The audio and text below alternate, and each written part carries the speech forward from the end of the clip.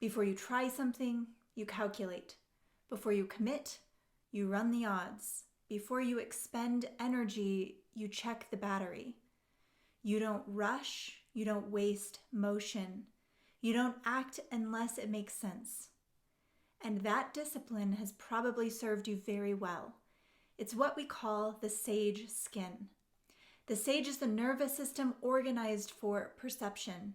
It doesn't meet pressure with force or motion, it meets it with stillness. Attention narrows, noise drops out. The system gets quiet enough to see clearly. That's why so many people in coaching, consulting, innovation, research, leadership, and human systems live here. You're good at holding complexity. You can see patterns that others miss. You can wait long enough for the truth to reveal itself.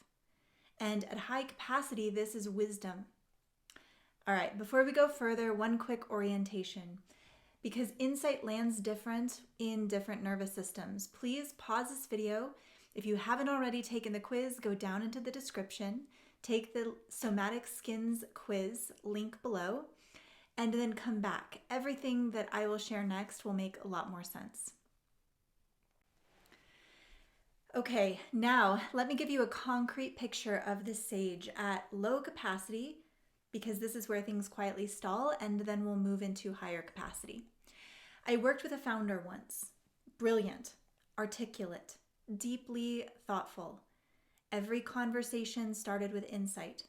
He could see the weaknesses in every plan instantly. He understood risk. He understood cost. But every decision came with a negotiation. If the effort exceeded the projected return, he'd pause. If the energy required felt inefficient, he'd delay.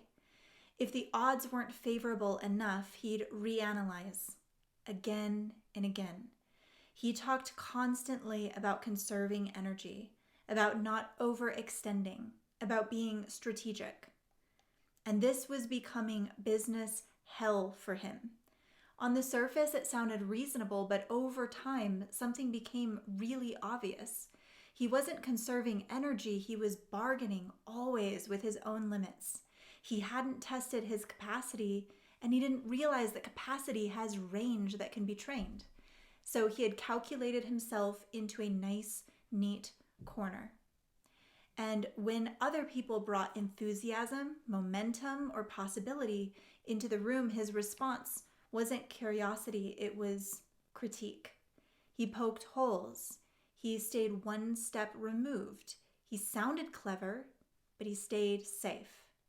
This is the sage at low capacity. And the reason it's hard to see it is because it looks like intelligence. At its core, the sage is the nervous system's answer to confusion. Not speed, not struggle. Stillness that sees. Now, at trained high capacity, the sage can hold complexity without emotional recoil.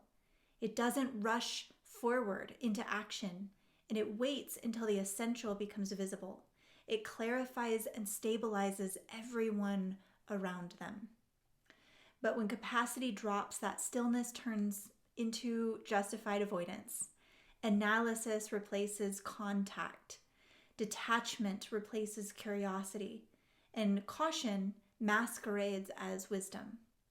The sage begins to mistake restraint for safety and intellect for intimacy. This is where the cynicism creeps in. Not loud cynicism, quiet, laid-back cynicism. The kind that says, that won't work, before anything's really ever been tried. The kind that values being right over being alive. The kind that prefers clever distance to open, humble learning. At that point, the sage isn't seeing clearly anymore. They are seeing less because their perception, that focal point, has frozen. Here's the current distinction that really matters. The sage is not meant to withdraw from life or live in their ivory tower. They are meant to refine contact with reality. Clarity is not created by standing above experiences and refusing to feel. It's created by staying present long enough for truth to emerge. At high capacity, the sage's focus is clean but not rigid. Their attention is narrow but not brittle. And the body is composed, upright, efficient, but still feeling. There's economy, not scarcity. This kind of stillness doesn't avoid effort, it chooses it.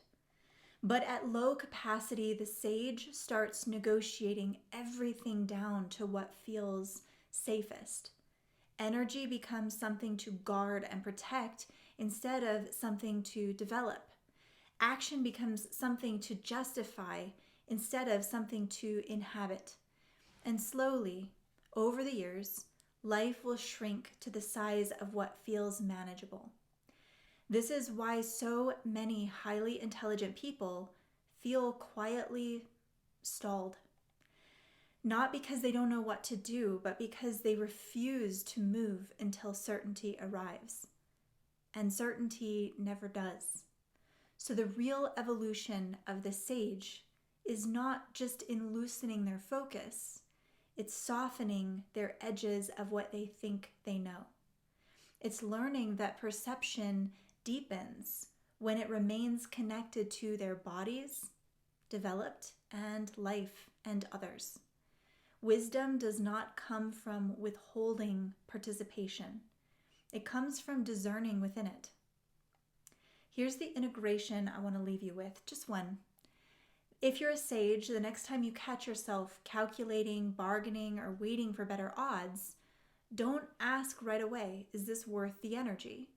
Ask something different. What would I learn if I moved first and refined second? Not dramatically, not recklessly. Just try it enough and re-enter contact. What would I learn if I moved first and refined second? That one single shift often restores clarity faster than another hour of thinking ever could. Because the sage doesn't become wiser by standing still forever. They become wiser by letting insight descend into embodiment. This is the terrain the prestige exists for. It isn't cheap motivation or hype, and we don't force action. But we do build an applied environment where clarity is tested and refined through contact, and insight is trained under real relational and creative pressure. It is a practice ground, not just a promise. If this video landed, first, if you haven't, start with the Orientation with the Somatic Skins quiz.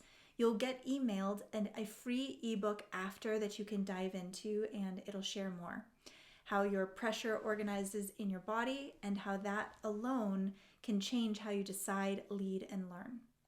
If you want more depth, the books go further into the sage's evolution and all of the skins. I'll link both of them in the description below. And this will bring you from observer into participant, from analysis into embodied wisdom. If you want to reflect out loud, please do share in the comments.